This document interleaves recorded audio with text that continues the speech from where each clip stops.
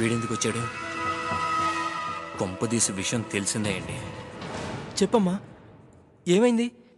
అన్నయ్య, అది ఏమైంది?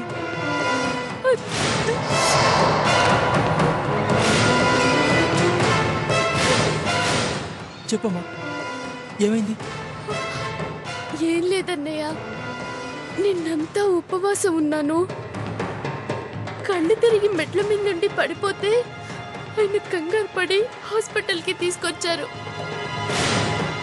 శభాష్, మీ అన్నయ్యతో నువ్వు నిజం చెప్పేస్తావేమో అనుకున్నాను, కానీ నువ్వే కళ్ళు తిరిగి కింద పడిపోయానని అబద్ధం చెప్పి చాలా బాగా మేనేజ్ చేశావు.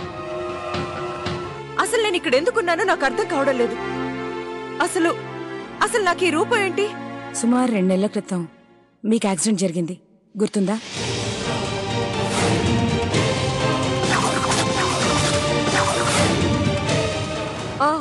గుర్తుంది.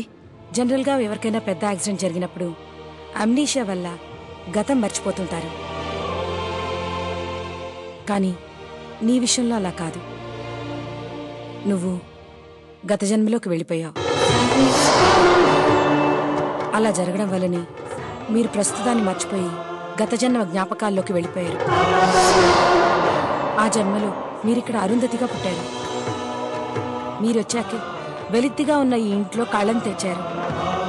ఈ ఊళ్ళో ప్రతి కుటుంబానికి పొలం పంచారు. వాళ్ళ జీవితానికి ఒక దారి చూపించారు. ఇప్పుడు గనక మీరు వెళ్ళిపోతే ఈ ఇల్లు, ఈ ఊరు మొత్తం శ్మశానంగా మారిపోతుంది. అలా జరగడం మీకు ఇష్టమైతే ఇప్పుడే వెళ్ళిపోండి. అయినా మీ గురించి మీరే కానీ నా గురించి ఆలోచించరేంటి? ఇన్ని రోజుల నుంచి నేను కనపడకపోయేసరికి నా వాళ్ళు ఎంత భయపడుతున్నారో అని మీరు ఆలోచించరేంటి? ప్లీజ్, మీరు ఏం చేస్తారో మీ ఇష్టం. ముందు నేను ఇక్కడి నుంచి వెళ్ళాలి, మా వాళ్ళని కలవాలి, నా గురించి చెప్పాలి. ప్లీజ్ నన్ను పంపించండి. పంపిస్తాను, తప్పకుండా పంపిస్తాను. కానీ ఏమైందమ్మా? ఎందుకలా ఉన్నట్టుండి పడిపోయా? నాకేం కాలేదమ్మా, మీరేం భయపడకండి. ఒక విషయం గురించి ఆలోచిస్తూ అలా జరిగింది. విషయమా? అంతగా ఆలోచించాల్సిన విషయం ఏముందమ్మా? అదేనమ్మా, మీరు మీ అరుంధతితో ఈ ఊరి ప్రజలకి భూమి పత్రాలు పంచారు కదా, కానీ వాటికొక లీగల్గా చిన్న ప్రాబ్లం ఉందమ్మా. అది వారి సొంతం కావాలంటే వాటికి సంబంధించిన పత్రాలు కొన్ని కోర్టులో ఫైల్ చేయించాలని అరుంధతి గారి ఆలోచన. చేయించుకోవచ్చు కదమ్మా, దానికి ఇంతగా ఆలోచించటం ఎందుకు? ఎందుకంటే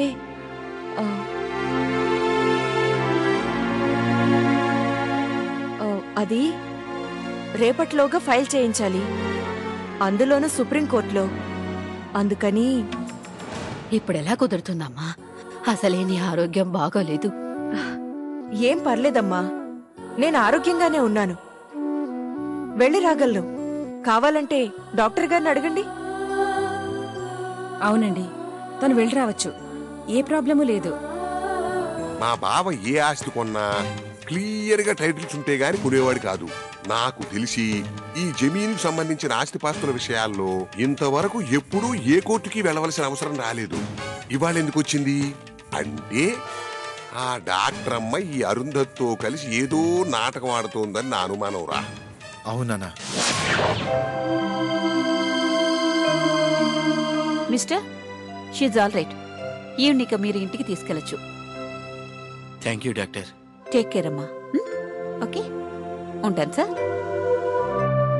అసలే లాస్లో ఉన్నామంటే మధ్యలో ఈ హాస్పిటల్ బిల్లు ఒకటి బొక్క. ఏంటి పెళ్లి నడక నడుస్తున్నావు? త్వరగా బా. ఇదిగో, ఇది కూడా నీ దగ్గర ఉంచు. ఈ బిల్లు కూడా మీ బాబు దగ్గర వసూలు చేయాలి.